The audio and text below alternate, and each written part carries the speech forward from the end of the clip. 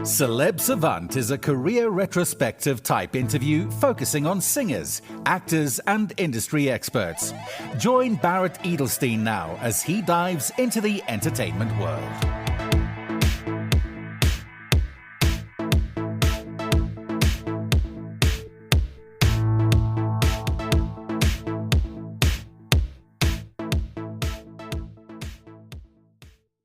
UK's first ever dynamic pop country crossover male harmony band, Another State, consists of Sean Ryder Wolf, Paul McDowell, James Gibson, and Dave Staton. Known for their unique sound that bridges the gap between pop and country, the band have quickly gained a dedicated following. James Gibson graduated from the Royal Academy of Music, performed for Queen Elizabeth II at the Royal Albert Hall, and has performed in many productions over his career all over the world, spanning over 2 decades. Sean Ryder Wolf was a professional model and actor for over 10 years. Highlights include campaigns for Lee Cooper Jeans and Ted Baker. He has performed for King Charles III at Kensington Palace, appeared at the Royal Albert Hall and proms in the park, and has also supported the Jacksons at the London Palladium. Sean has also appeared on many primetime television shows, and he was also previously signed to Simon Cowell's label Psycho in 2015 with Jack Pack, who came fourth on Britain's Got Talent.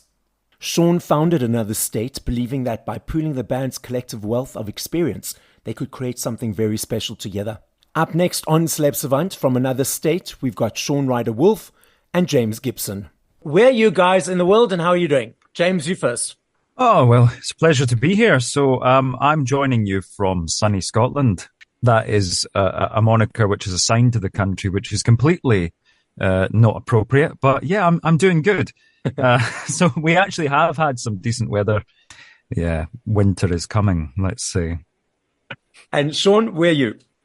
Hi, Barrett. It's great to be here. I'm based in Warwickshire, near Coventry kind of sides. Yeah, it's not maybe a bit gloomy today, but hopefully it'll brighten up soon. Okay, so let's focus on your journey. So James first, let's go ahead to you. So what age did you think, cool, you want to be in the creative, the entertainment, the music world, and how did that journey progress? And then how did you meet the guys from Another State, and what were the processes from there? Right, yeah, lots to think about. God, what age did it start? Probably, I can remember being at this school concert when I was in secondary school. I probably was about maybe like 12, 13, so like just starting secondary school. And I watched some of the older kids performing. And what it was a trio of guys with guitars. And they were doing Lion Eyes by the Eagles. And I was sitting there, listening to the harmonies and thinking, I want to do that. That looks really cool. So that kind of started me then going, okay, I'm going to go hang out in like the choir. I'm going to go spend my extra time doing that. Of course, it was a great place to meet girls because the ratio of guys to girls was like 90-10. So I was like, oh, okay, this is pretty good.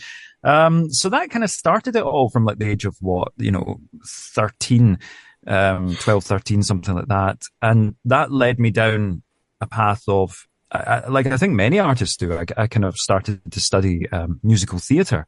So I left secondary school. I originally went to law school and thought, God, this is boring. But I quite liked the whole being up in front of people element of it. And I thought, well, let's just eliminate all the boring reading and get to the being up in front of people part. Yeah. Where, so that led to performing. I did some undergraduate training here in Scotland. Then I got my first job at the Edinburgh Festival. And while I was working there, I had an agent approach me and they wanted to sign me and work with me. I worked with them based out of Edinburgh for about a year, but I wanted to learn more. So I thought, well, okay, there's 2 ways to do it. I can learn on the job or I can go and study more. So that took me off to London. And I did my postgraduate studies at the Royal Academy of Music. So I did the musical theatre, the 1-year postgrad course there. And then very quickly sort of realized, once I was out of that, I thought, God, musical theatre is so limiting in some ways, especially in the UK. It is quite a small pool. So then I started to just go back to, well, what I love to do. I love to sing, I love to sing pop songs. I love to sing contemporary music. So that led me to working in the States, to a brief foray at Disney World for a while, and then I was just based in Germany doing like review shows. And, each time you do the music of a different artist, I would always try to find a way to not imitate them, but to certainly kind of capture their style. And that I just found so much more freeing than having to be in that kind of, that musical theatre sound and in some ways limited by that. So that led me all around the world. Then I moved back to the UK. I was based in Kiev in Ukraine. My wife's Ukrainian, so we had met working in Germany. Situation there, I was quite happy there, but I came back to the UK and I thought, oh God, I've been gone from this market for quite some time. I just started to get working, gigging again, starting to do some small bits and pieces.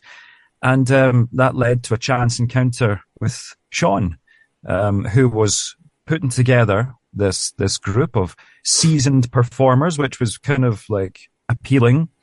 People who've been through it a little bit, have got a story to tell. And that just led to meeting the other guys, Sean, Dave, Paul, and that blossomed into what is now Another State. You referenced that singing in musical theatre is a bit limiting. What do you mean by that?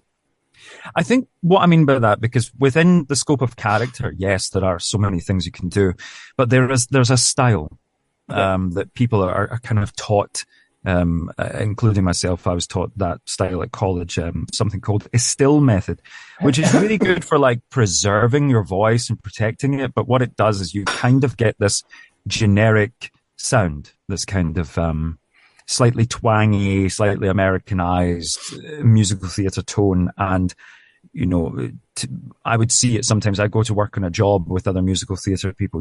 We'd be doing a rock show.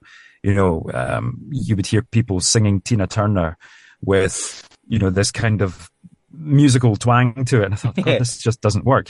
Ethel Merman was not designed to sing this song. Yeah. So it was one of those kind of elements. So I guess that's kind of what I mean, because like I say, I like to, without trying to imitate, sort of be a chameleon to styles, and the styles that always certainly had the influence on me growing up were, that kind of Americana, that Nashville, the Eagles in particular were huge for me. So hearing that, I was like, okay, how can I utilize that? How can I, sing within those realms? Sean, so before we head to your journey, tell us why the name Another State. Where does that come from? Another State. The idea derives from, I guess, thinking outside the box. And it basically is a shortened term for another state of mind, which I found that just in my experiences as a person, I think when I've ever excelled in anything, I've had to step back and trust myself and do something different. And this project very much so sort of encompasses that whole ethos, if you like, doing something a bit different, I trusted my gut when we all kind of had the idea to go more of a country route, which is probably something that's it's very unique in England. Yeah. In fact, we're the only UK band doing it and stuff. And it just felt right for us. And it just has a nice ring to it as well. Okay, so now your journey and your story. What age did you feel cool you want to be into this creative world, and how did that journey progress? For me, it took a bit of time, because when I was at school, basically it was like this in my timetable. It was literally, you could either do drama or PE. I was good at sports, and I knew I had this overwhelming urge to perform, if you like, but it was taking that courage to step out. I knew I can get probably an A or a good mark at PE. I met my teacher from school, and she was fantastic. And she knew kind of I had the itch to do that. She got me involved with a little sideshow, and that kind of gave me the bug, if you like. And then after school, it was like, what do you want to do? And I said, you know what?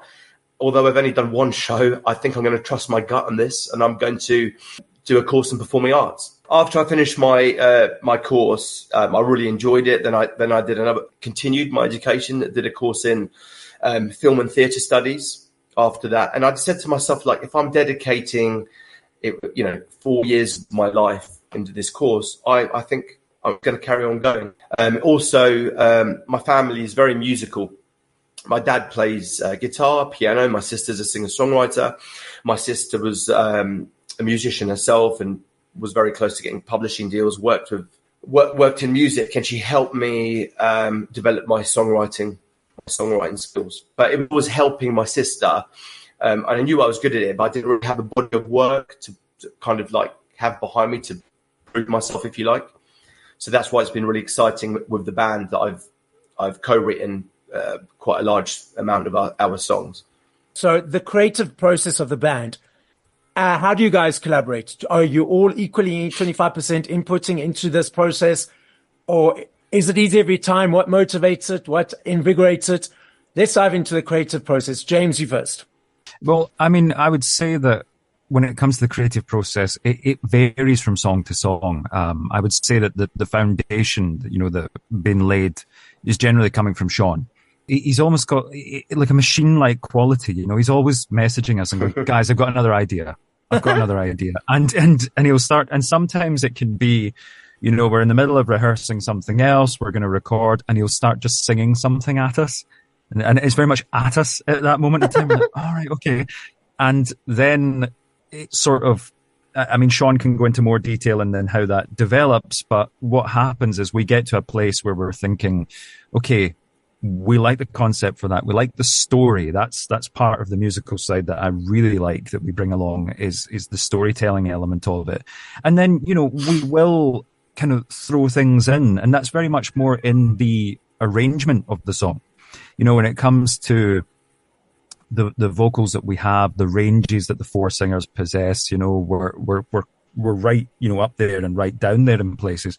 And sometimes it can be a case of we want a line to have that real punch and that real connection, and it just be like, we thought, oh, that's going to be in James's voice, and we say, well, actually, no, it's not got that passion there. It's not in that right register. So it comes from Sean initially, and then we all get hold of it and start to, kind of push and pull it into different directions.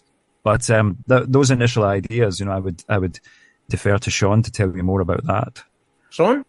Well, that's really kind. Thank you so much, James. Actually, I'll backtrack a bit. I didn't answer half of your question. So previously to another state, I was on this band tour on Britain's Got Talent. We were quite successful in the show at the time, came fourth place, and it was mainly doing covers. And in fact, we were signed to Simon Cowell's label, Psycho, and released an amazing album with a 72-piece orchestra. It was epic. It was crazy. Obviously, very grateful for my time there. Had some amazing experiences, which I felt that I've learnt so much as a person, in myself as an artist. But after a while, I really just had this need to express myself with writing songs. As I mentioned, I'd written a bit with my sister before, but I just kind of wanted to continue it.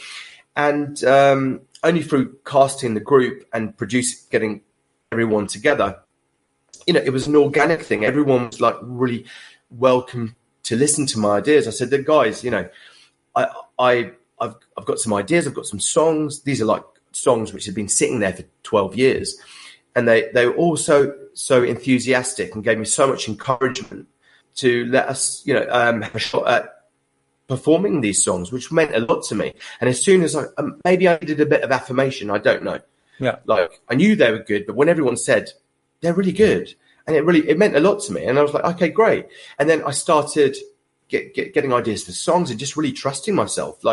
And I'm just in the moment and just getting these melodies and trusting myself. And I present it to the guys. And again, I don't know if they've just been kind to me sometimes, but they seem to say these are great ideas. And then importantly, it's not just me. I believe in having a network around. So I've met some amazing songwriters who've written with Black Eyed Peas, Olivia Rodrigo, big artists, Sabrina Carpenter.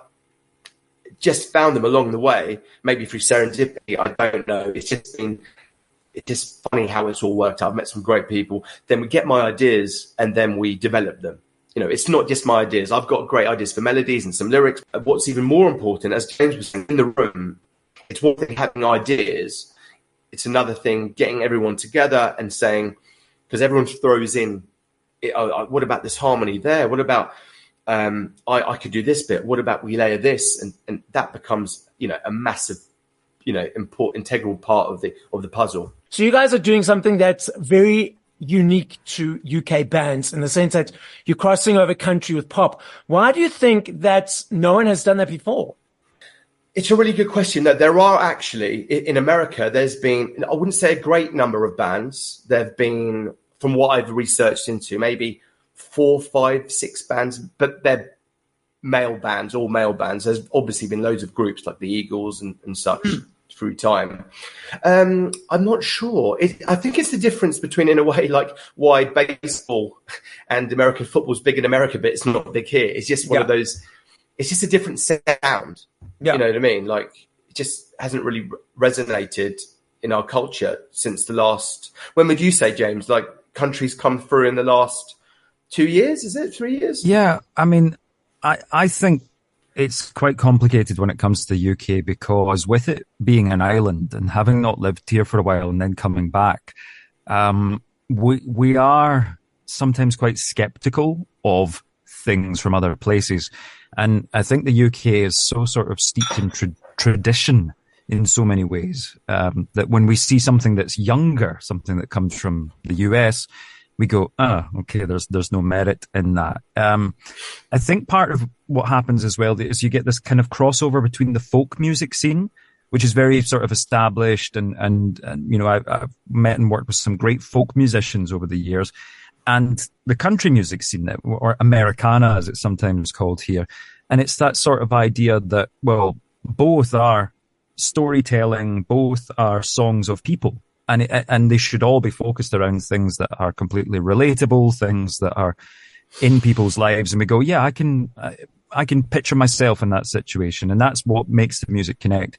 So I think it's that sort of thing of not quite knowing where to place it. Okay.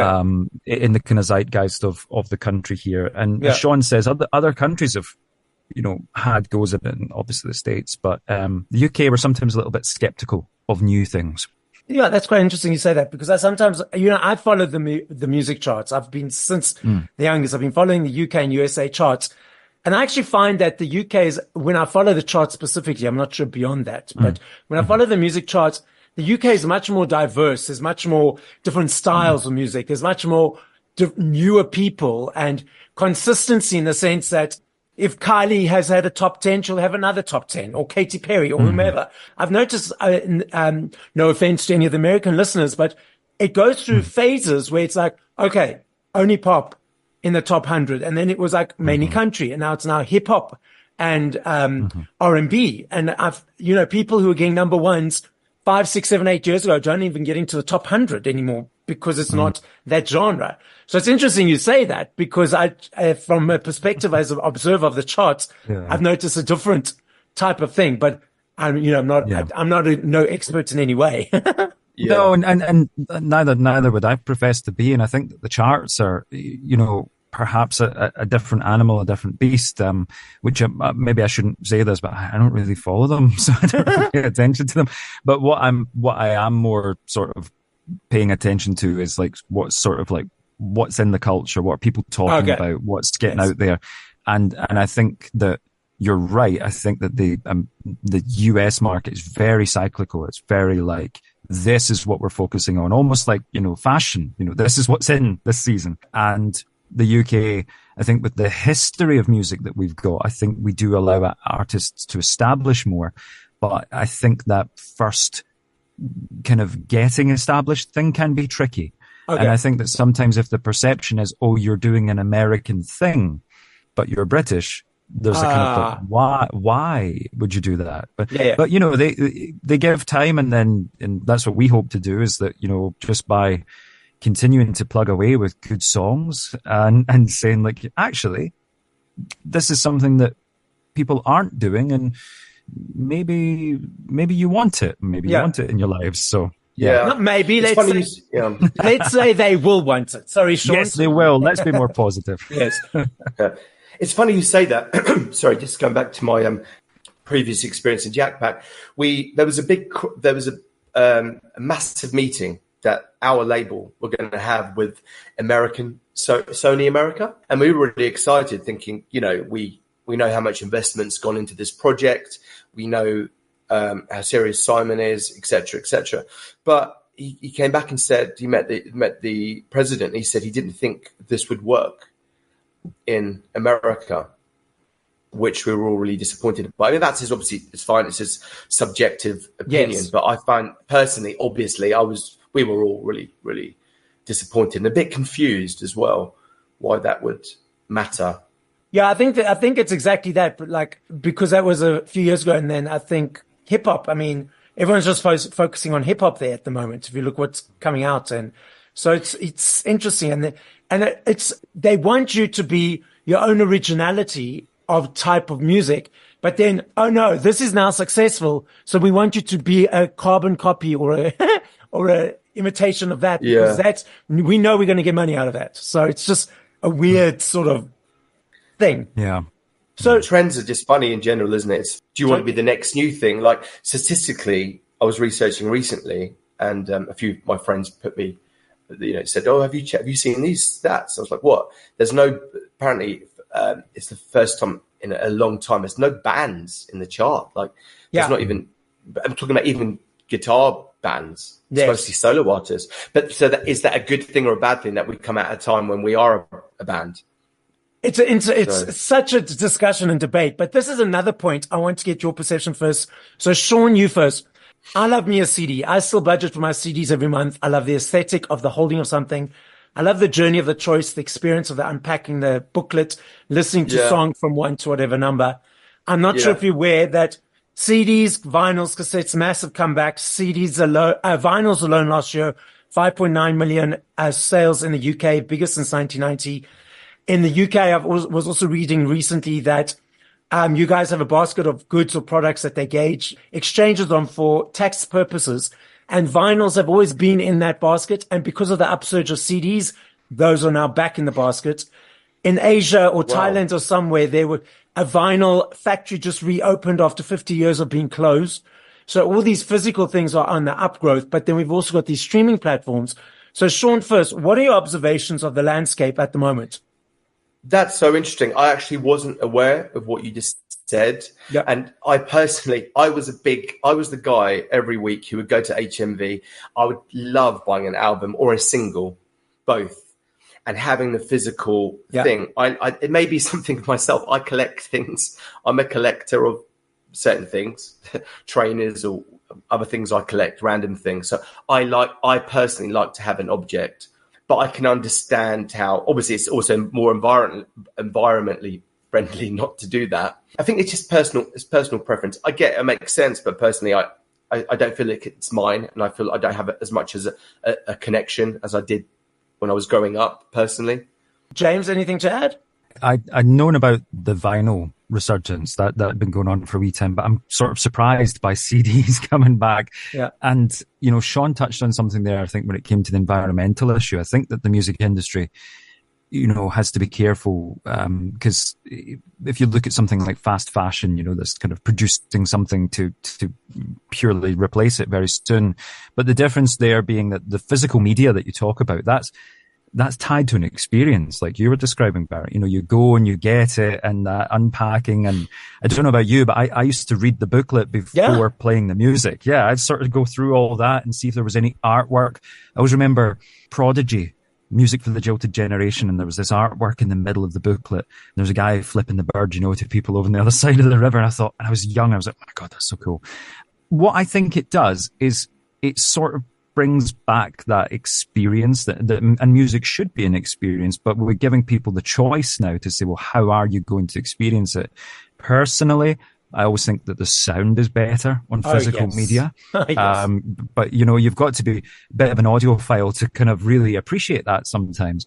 The convenience of being able to stream things in your car, the convenience of not having to, oh my God, I've lost that CD or I've broken it. Of course, there's that side. And I think what it does is it makes people make a very conscious choice that I want to own that record, and so if you can get into somebody's life that way as an artist, that they say, I must own this and I want to have it and I want the artwork and I want to see the photographs on the cover and I want all this, then, I think that's a great achievement. But we're not just sort of dismissing things from the past and saying progress is king, that we're sort of saying, well, actually, you can do this and you can have this. Yes. And God, winding a cassette back with a pencil. Oh, I hate that. That used to happen, Yeah. And it would get twisted. And yes. Like, oh my God, I remember that. I agonized. That's why when CDs came out, I was like, okay, yes, the cassette thing was driving me mad. Okay, But when are mini discs coming back? That's what I want to know. When are mini discs going to come back? Yeah, but I missed the special experience. I think there was something special about me going to the shop. I would look forward to it, like how I would look forward to go to Blockbuster Video. I would spend sometimes an evening there, not even buy a video. I just enjoy doing it. But yeah, it is. It's nice that it's coming back, and I hope it becomes more popular. Well, what's interesting is the research is showing that it's actually the teenagers and the late teens and early 20s are actually diving into it. And it's not like the older nostalgic people. It's all that the younger kids are doing it because apparently one of the reasons is they're sick of having everything on their phone and they want to have more of experiential type things instead of just stuff in the cloud, so to speak. It's a thing, isn't it, about youth and whatever generation comes through, is that you're kind of given this is how things are and this is how we do it. And there's always a core in young people that's looking for how do we revolt against that, so I kind of love that idea that people who never experienced this now think it's cool to do what their parents did, to listen to it that way. And I sometimes teach part-time as well, and I work with young people, and you see that it's that kind of like railing against it. The same way that with social media, everything became so staged for so long that now people are sort of accepting that, well, we can't get rid of it, but what we want to do with it is be more realistic. We want to be not as staged and to counteract that kind of like, Instagram versus reality thing. So I think that's great. I think that's brilliant.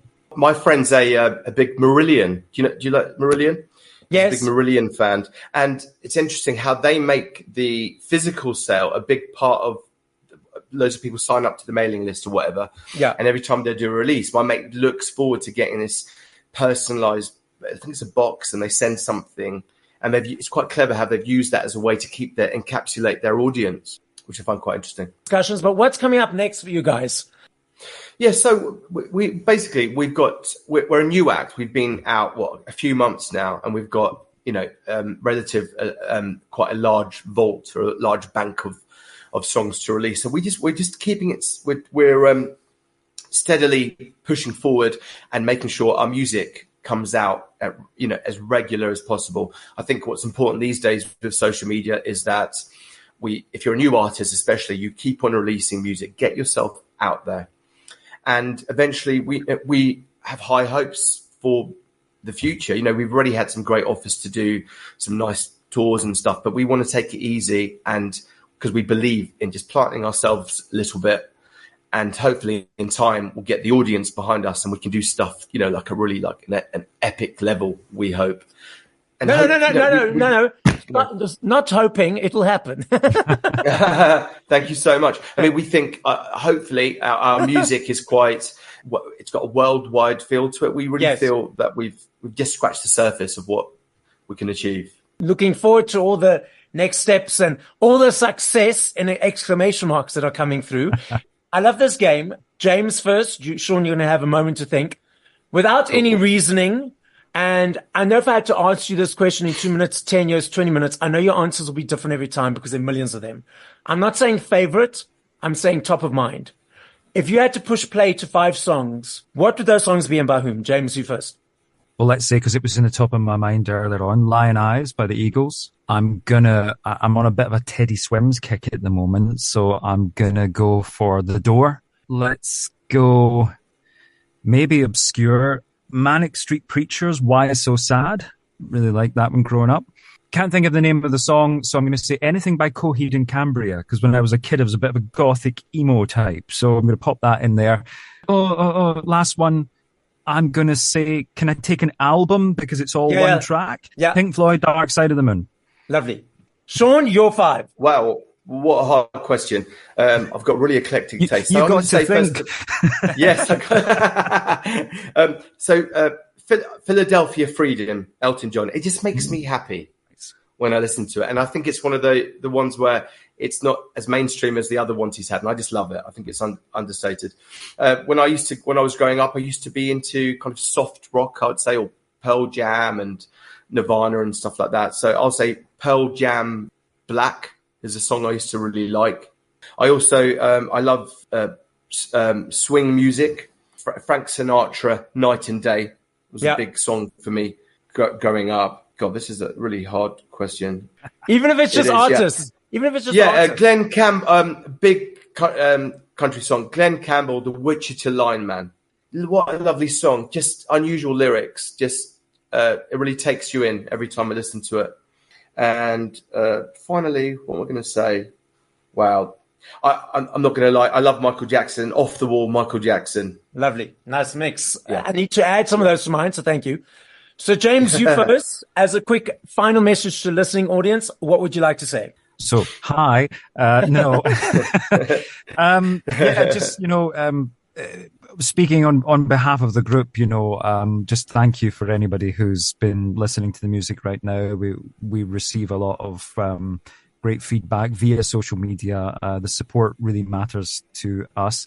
And just keep your eyes and ears open, because we have got so many, I think, great songs lined up, and I'm sure you're going to agree. And we're just, like Sean said, we're just going to keep releasing them, putting them out there, doing it old school. So and maybe like what you said, maybe we should look into, if we're going to be old school, maybe we'll look into some physical media at some point as well. Who knows? But it's exciting for us, and I just really hope that excitement translates across in the music to everybody else who's hearing it for the first time.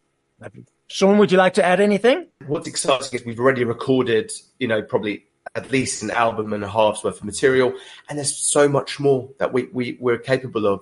So we're just really excited about starting our journey now, being the first group doing this, and we just we can't wait to get out there and hopefully to meet everyone along the way, and do something hopefully very special with our careers.